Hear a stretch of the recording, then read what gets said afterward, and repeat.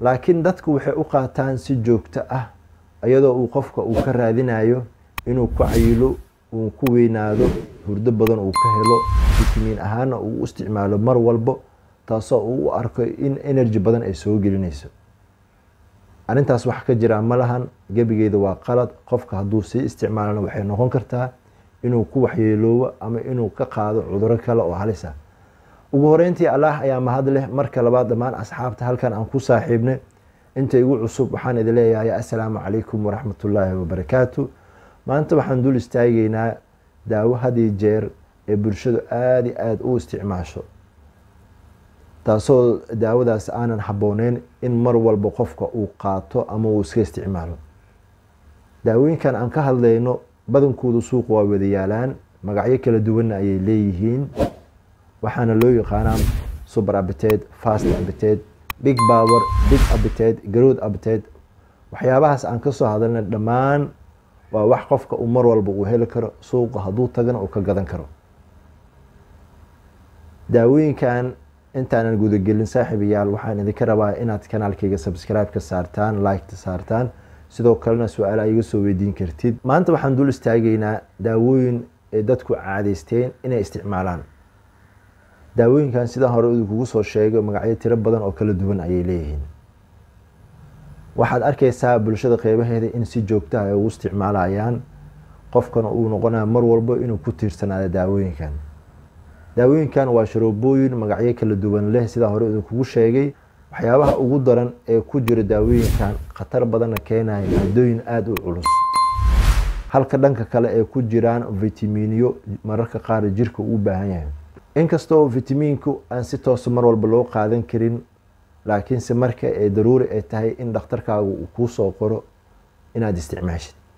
vitaminada ka mid ah ama daawadan ku jiro waxaa ka mid ah waxaa loo yaqaana vitamin A, vitamin B, vitamin B, vitamin B3, B2 alif, vitamin E iyo vitamin C dhammaan waxyaabahaas aan ka soo hadalnay mid walba waxa uu qabtaa shaqooyin gaar ah tusaale ahaan vitamin A-ga wuxuu hadii jeer kor u qaadaa aragtida indhaha habdifaaca indhaha dhammaan qaybahaas ka qayb qaataa halka vitamin E uu loo isticmaalo dhammaan habdhiska difaaca jirka uu leeyahay uuna ka hortaga ama uu yareeyo mar walba waxyaabaha infectionska ama free radicalska jirka soo weerari karo sidoo kale vitaminada B1 iyo B2 iyo B3 ayagana waxaa loo isticmaalaa marka uu qofka mararka qaarkood uu wareer dareemayo tabardare dareemayo uu dabcan uu sii dheertaa kabaabyo iyo lagu hur iyo qaybaha kala duwan ee calaamadaha dhanka nerval lagu garto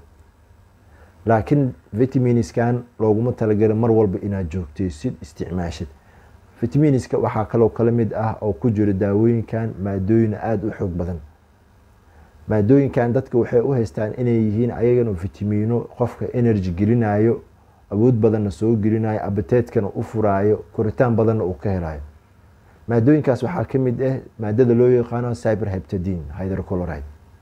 cyperheptadine hydrochloride markaad dabageshid qof walba markuu isticmaalayo wuxuu ku leeyahay vitamin waayo maadadan waxaan u arkay inay tahay mid awood badan jirkayga gelinayso koritaan badan gelinayso cayil badan aan ka helayo nasiino badan aan ka helayo daawadan waxyaabahaas la sheegayo ee dadka ugu isticmaalaan looma isticmaalo looguma talagalin sida caadiga ah in loogu qaato cyperheptadine hydrochloride waxyaabaha appetite-ka furo hurdo badan koritaan badan mana ka mid ah dhanka iyo vitaminiska ama dhanka waxyaabaha energy-ga qofku u yeelayo laakiin waxay noqotay in business ahaan maadadii loo keeno dadkina la baro si aan caadi ahayn loogu ganacsado daawadan maxaa loo isticmaalaa marka cyperheptadine daawadan waxaa loo isticmaalaa inay yareyso waxyaabaha histaminiska qofka markuu allergy uu dareemo cuncun uu dareemo xasaasiyad uu dareemo ama caabuq inflammation dhanka xasaasiyadda ee jirkiisa oo ku badatay ayaa muhiim ah inuu u qaato qofka si loo yareeyo caabuqyada xasaasiyadda keena gaar ahaan neutrophilska eosinophilska histaminiska la soo deynayo leukotrieska dhanka iyo dhiigga lagu soo deynayo awood waxay u leedahay waxyaabahaas inay qofka ka xakamayso xasaasiyadda loo qaadan karana waxaa ka mid ah marka uu qofka ay ku dhacdo kor cuncun in maqaarka xasaasiyad badan uu ka dareemayo indhaha inay cuncunayaan dabcan in cabur badan dhanka iyo sanka iyo dhuunta inuu jiro dhammaan waxyaabahaas aan ka soo hadalnay ayaa waxaa loo isticmaalaa ama loogu talagalay in loo qaato maadada cyberheptidine. laakiin qofka markaa weydiisid ama bulshada dhexdeeda wuxuu u haystaa inay tahay daawadan daawo energy ah, vitamin ah, awood badanna u yeelayso. looguma talagalin maadadan cyberheptidine in loo qaato in energy qofka uu ka helo. waxay keeni kartaa dhibaatooyin caafimaad dara dhanka noloshiisa.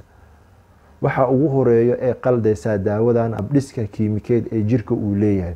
waxa loo yaqaano metabolism process. sidoo kale waxay qaldaysaa in dhacaamada jirka gaar ahaan thyroid functionka inuu aad u bato. mar haddii thyroid functionka uu bato ee dhacdo waxa loo yaqaana T3 iyo T4 inay aad u bataan, jirkana uu noqdo hyperthyroidism. qofka waxaa lagu arkaa calaamadahaas in aad u cayilo, qofka in shafka uu ka cayilo, qoorta uu ka cayilo, dhammaan garbahana uu ka cayilo. dhammaan cayilkaas waxaa keeno qaldanka ku imaade ama in si saxan oo loo soo deyni waaye hormoneska loo yaqaano thyroidka.